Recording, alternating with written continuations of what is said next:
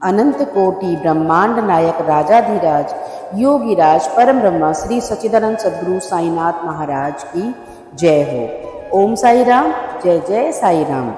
आइए आज हम साई सच्चरित का अध्याय 28 शुरू करते हैं। मेरी बाबा के श्री चरणों में ये अरदास है कि जो भी इस अध्याय को पढ़ेगा व सुनेगा उसकी बाबा सभी मनोकामनाएं पूर्ण करेंगे। आइए अध्याय शुरू करते हैं। अध्याय 28 चिड़ियों का शिरडी को खिंचा जाना। लक्ष्मीचंद। बुरहानपुर की महिलाएं। मेघा का निर्वाण। प्रार्थना। श्री साईं अनंत हैं। वे एक चींटी से लेकर ब्रह्मांड पर्यंत सर्वभूतों में व्याप्त हैं। वेद और आत्मविज्ञान में पूर्ण पारंगत होने के कारण वे सद्गुरु कहलाने के सर्वथा योग्य हैं। चाहे कोई कितना ही विद्वान क्यों ना हो, परंतु यदि वह अपने शिष्य की जागृति कर उसे आत्मस्वरूप का दर्शन न करा सके तो उसे सद्गुरु के नाम से कदापि संबोधित नहीं किया जा सकता। साधारणतः पिता केवल इस नश्वर शरीर का ही जन्मदाता है, परंतु सद्गुरु तो जन्म और मृत्यु दोनों से ही मुक्ति करा देने वाले हैं। अतः वे अन्य लोगों से अधिक दयावंत हैं। श्री साईं बाबा हमेशा कहा करते थे कि मेरा भक्त चाहे 1000 कोस की दूरी पर ही क्यों ना हो, वह शिरडी को ऐसे खिंचा चला जाता है जैसे धागे में बंधी हुई चिड़िया खींचकर स्वयं ही आ जाती है। इस अध्याय में ऐसी ही 3 चिड़ियों का वर्णन है। लाला लक्ष्मीचंद। ये महानुभाव बंबई के श्री वेंकटेश्वर प्रेस में नौकरी करते थे। वहां से नौकरी छोड़कर वे रेलवे विभाग में आए और फिर वे Messrs Ralli Brothers and company में मुंशी का कार्य करने लगे। उनका सन 1910 में श्री साईं बाबा से संपर्क हुआ। बड़े दिन यानी क्रिसमस से लगभग 1 या 2 महीने पहले सांतरपूज में उन्होंने सोपन में एक दाढ़ी वाले वृद्ध को देखा जो चारों ओर से भक्तों से घिरा हुआ खड़ा था। कुछ दिनों के पश्चात वे अपने मित्र श्री दत्तात्रेय मंजूनाथ बिजूर के यहाँ दासगणों का कीर्तन सुनने गए। दासगणों का यह नियम था कि वे कीर्तन करते समय श्रोताओं के सम्मुख श्री साईं बाबा का चित्र रख दिया करते थे। लक्ष्मीचंद्र को यह देखकर महान आश्चर्य हुआ, क्योंकि सोपन में उन्हें जिस वृद्ध के दर्शन हुए थे उनकी आकृति भी ठीक इस चित्र के अनुरूप ही थी। इससे वे इस निष्कर्ष पर पहुंचे कि स्वपन में दर्शन देने वाले स्वयं शिरडी के श्री साईं नाथ समर्थ के अतिरिक्त और कोई नहीं है। चित्रदर्शन, दासगणों का मधुर कीर्तन और उनके संत तुकाराम पर प्रवचन आदि का कुछ ऐसा प्रभाव उन पर पड़ा। उन्होंने शिरडी यात्रा का दृढ़ संकल्प कर लिया। भक्तों को चिरकाल से ही ऐसा अनुभव होता गया कि जो सद्गुरु या अन्य किसी आध्यात्मिक ज्ञान की खोज में निकलता है उसकी ईश्वर सदैव ही सहायता करते हैं। उसी रात्रि को लगभग 8 बजे उनके एक मित्र शंकर राम ने उनका द्वार खटखटाया और पूछा कि क्या हमारे साथ शिरडी चलने को तैयार हैं। लक्ष्मीचंद के हर्ष का पारावार न रहा। उन्होंने तुरंत ही शिरडी चलने का निश्चय कर लिया। एक मारवाड़ी से 15 रुपये उधार लेकर तथा अन्य आवश्यक प्रबंध कर उन्होंने शिरडी को प्रस्थान कर दिया। रेलगाड़ी में उन्होंने अपने मित्र के साथ कुछ देर भजन भी किया। उसी डिब्बे में 4 यवन यात्री भी बैठे हुए थे जो शिरडी के समीप ही अपने अपने घरों को लौट रहे थे। लक्ष्मीचंद ने उन लोगों से श्री साईं बाबा के संबंध में कुछ पूछताछ की। तब उन लोगों ने उन्हें बताया कि श्री साईं बाबा शिरडी में अनेक वर्षों से निवास कर रहे हैं और वे एक ऐसे पहुंचे हुए संत हैं। जब वे कोपरगांव पहुंचे तो बाबा को भेंट देने के लिए कुछ अमरूद खरीदने का उन्होंने विचार किया। वे वहां के प्राकृतिक सौंदर्यमय दृश्य देखने में कुछ ऐसे तल्लीन हुए कि उन्हें अमरूद लेने की सुधि ही नहीं रही। परंतु जब वे शिरडी के समीप आए तो यकायक उन्हें अमरूद खरीदने की स्मृति आई। इसी बीच उन्होंने देखा कि एक वृद्धा टोकरी में अमरूद लिए तांगे के पीछे पीछे दौड़ती चली आ रही है। यह देख उन्होंने तांगा रुकवाया और उनमें से कुछ बढ़िया अमरूद खरीद लिए।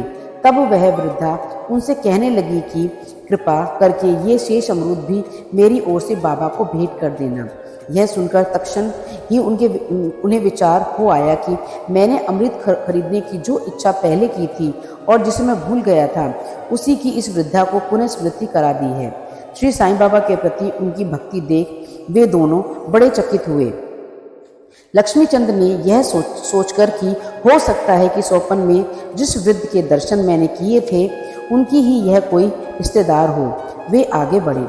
शिरडी के समीप पहुंचने पर उन्हें दूर से ही मस्जिद में फहराती ध्वजाएं दिखाई दी, जिन्हें देख प्रणाम कर अपने हाथ में पूजन सामग्री लेकर वे मस्जिद पहुंचे और बाबा का यथाविधि पूजन कर वे द्रवित हो गए। उनके दर्शन कर वे अत्यंत आनंदित हुए और उनके शीतल चरणों से ऐसे लिपटे जैसे कि मधुमक्खी कमल के मकरंद की सुगंध से मुग्ध होकर उनसे लिपट जाती है। तब बाबा ने उनसे जो कुछ भी कहा उसका वर्णन हेमांत पंत ने अपने मूल ग्रंथ में इस प्रकार किया। सारे रास्ते में भजन करते और दूसरे आदमी से पूछते, दूसरे से क्या पूछना, सब कुछ अपनी आंखों से देखना, काहे को दूसरे आदमी से पूछना, सपना क्या झूठा है क्या सच्चा, यह तो अपना विचार आप। मारवाड़ी से उधार लेने की क्या जरूरत थी, हुई क्या मुराद पूरी। ये शब्द सुनकर उनकी सर्वव्यापकता पर लक्ष्मीचंद को बड़ा अचंभा हुआ। वे बड़े लज्जित हुए और घर में शिरडी तक मार्ग में जो कुछ भी हुआ उसका उन्हें सब पता है। इससे विशेष ध्यान देने योग्य बात यह है कि बाबा यह नहीं चाहते थे कि उनके दर्शन के लिए कर्ज लिया जाए या तीर्थ यात्रा में छुट्टी मनाएं। सांझा या उपमा। दोपहर के समय जब लक्ष्मीचंद भोजन को बैठे तो उन्हें एक भक्त के सांझे का प्रसाद लाकर दिया, जिसे पाकर वे बड़े प्रसन्न हुए। दूसरे दिन भी सांझा की आशा लगाए बैठे रहे, परंतु किसी भक्त ने वह प्रसाद नहीं दिया जिसके लिए वे अति उत्सुक थे। तीसरे दिन दोपहर की आरती पर बापू साहिब जोग ने बाबा से पूछा कि नववैद्य के लिए क्या बनाया जाए। तब बाबा ने उन्हें सांझा लाने को कहा। भक्तगण 2 प्रकार के बर्तनों में सांझा भरकर लेकर आए। लक्ष्मीचंद को भूख भी बहुत अधिक लगी थी, साथ ही उनकी पीठ में भी दर्द था।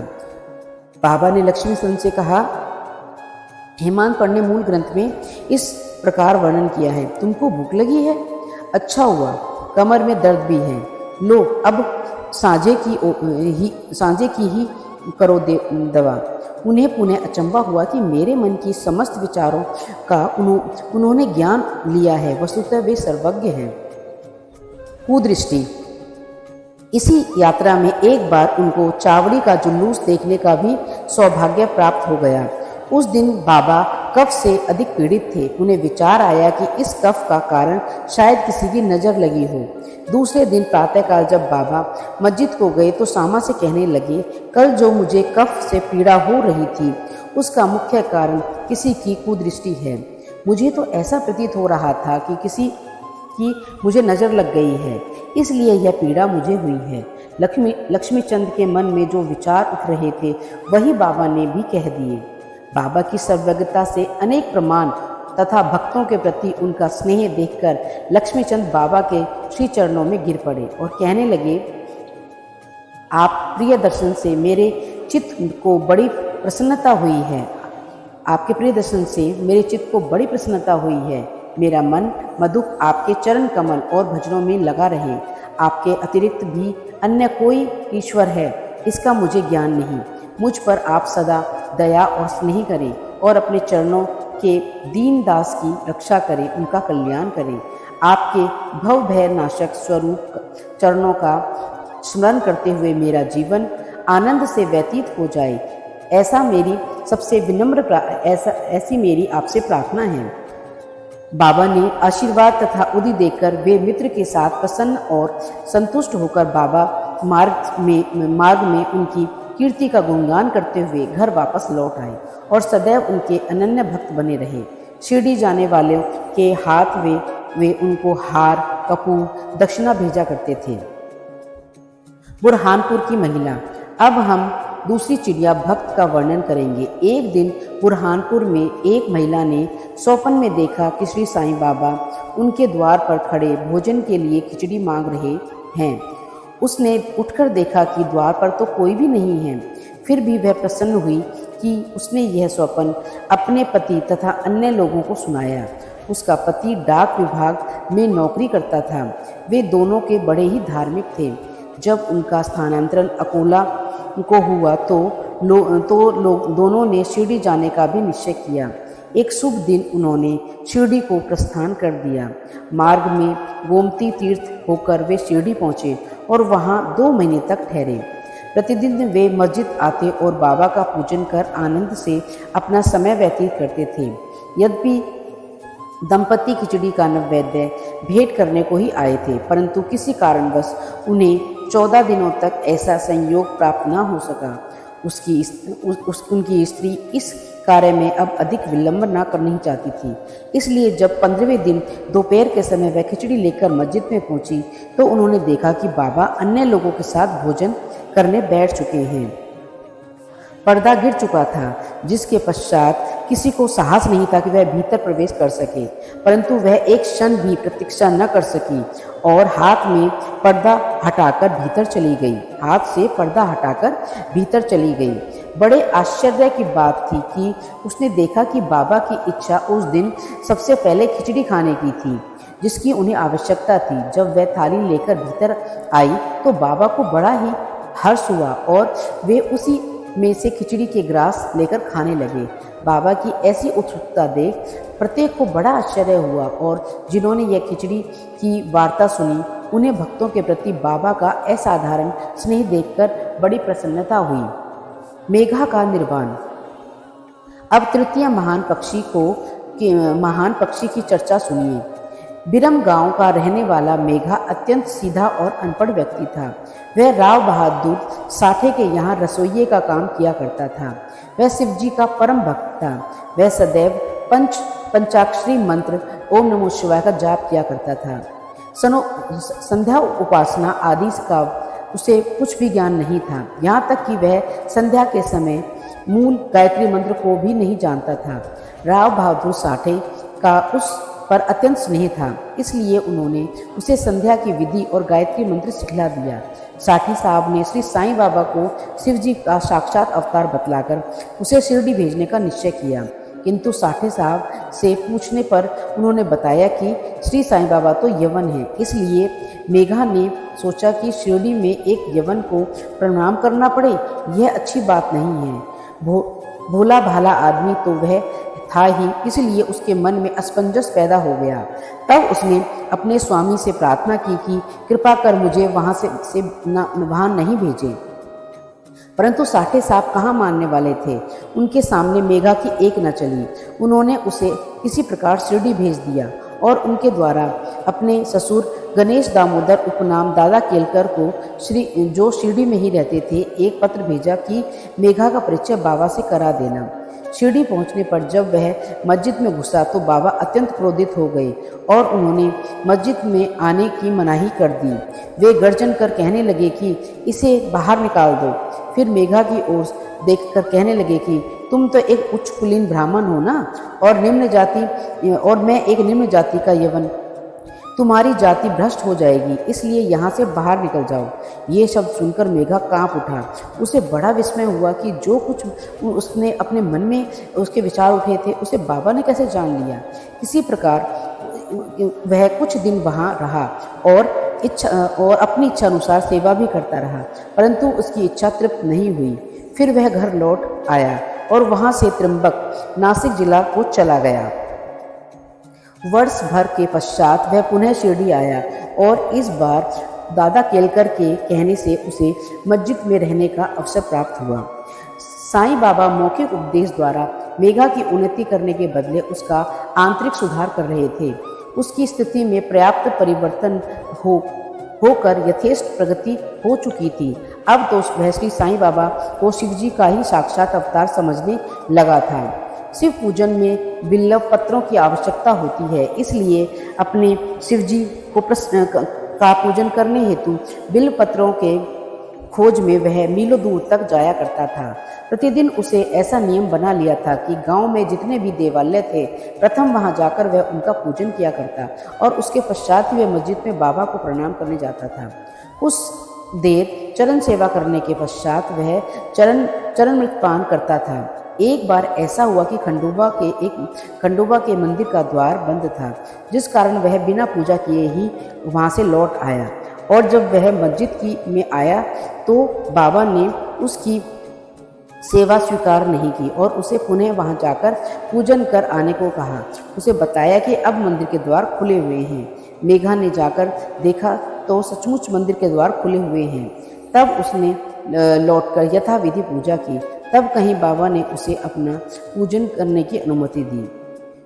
गंगा स्नान। एक बार मकर संक्रांति के अवसर पर मेघा के मन में विचार आया कि बाबा को चंदन का लेप करूं और गंगाजल से उन्हें स्नान कराऊं। बाबा ने पहले तो इसके लिए अपनी स्वीकृति नहीं दी, परंतु उनकी लगातार प्रार्थना के उपरांत उन्होंने किसी प्रकार से उसको स्वीकार कर लिया। गोदावरी नदी का पवित्र जल लाने के लिए मेघा को 8 कोस का चक्कर लगाना पड़ता था। वह जल लेकर लौट आया और दोपहर तक पूर्ण व्यवस्था भी उसने कर ली। जब उसने बाबा को तैयार होने की सूचना दी तो बाबा ने पुनः मेघा से अनुरोध किया कि मुझे इस झंझट से दूर ही रहने दो। मैं तो एक फकीर हूँ, मुझे गंगाजल से का क्या प्रयोजन। परंतु मेघा कुछ सुनता ही नहीं था। मेघा को तो बस यह दृढ़ धारणा थी कि शिवजी गंगाजल से अधिक प्रसन्न होते हैं, इसलिए ऐसे शुभ पर्व पर उसने अपने शिवजी को स्नान कराना हमारा परम कर्तव्य है। अब तो बाबा को सहमत होना ही पड़ेगा। और नीचे उतरकर वे एक पीढ़े पर बैठ गए। अपना मस्तक आगे करते हुए कहने लगे कि अरे मेघा, कम से कम इतनी कृपा तो कर देना कि केवल मेरे सिर पर ही पानी डालना। सिर शरीर का प्रथम अंग है और उस पर ही पानी डालना, पूरे शरीर पर पानी डालने की जरूरत नहीं है। मेघा ने कहा अच्छा अच्छा कहते हुए बर्तन उठाकर सिर पर पानी डालना शुरू कर दिया।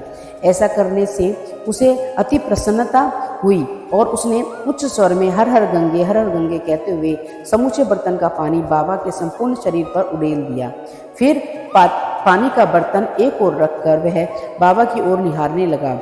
उन्हें देखने लगा कि बाबा का तो केवल सिर ही भीगा है और शेष भाग जौ का तो बिल्कुल सूखा है। यह देख उन्हें बड़ा ही आश्चर्य हुआ। त्रिशूल और सीढ़ी। मेघा बाबा के 2 स्थानों पर स्नान कराया करता था। पहले तो वह बाबा को मस्जिद में स्नान कराता और फिर वाड़े में नाना साहेब चंदोरकर द्वारा प्राप्त उनके बड़े चित्र को। इस प्रकार यह क्रम 12 महीनों तक चलता रहा। बाबा ने उसकी भक्ति तथा विश्वास दृढ़ करने के लिए उसे दर्शन दिए। एक दिन प्रातःकाल मेघा जब अर्ध निद्रावस्था में अपनी सैया पर पड़ा हुआ था, तभी उसे उनके दर्शन हुए। बाबा ने उन्हें जागृत जानकर अक्षत फेंके और कहा, मेघा मुझे त्रिशूल लगाओ। इतना कहकर वे अदृश्य हो गए।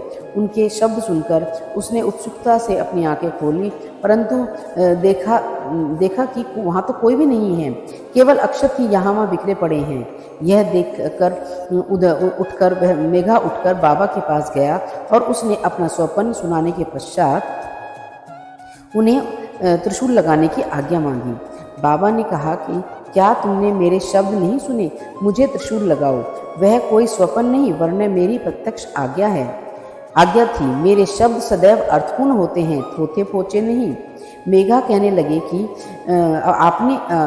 आपने दया करो, मुझे निद्रा से भी जागृत कर दिया है, परंतु सभी द्वार पूर्वतः ही बंद रखकर मैं मूढ़मति भ्रमित हो उठा हूँ। कहाँ और कहीं स्वप्न तो नहीं देख रहा हूँ। बाबा ने आगे कहा कि मुझे प्रवेश करने के लिए किसी द्वार की आवश्यकता नहीं है और ना ही मेरा कोई रूप ही है और ना ही कोई मेरा अंत। मैं सदैव सर्वभूतों में व्याप्त हूँ।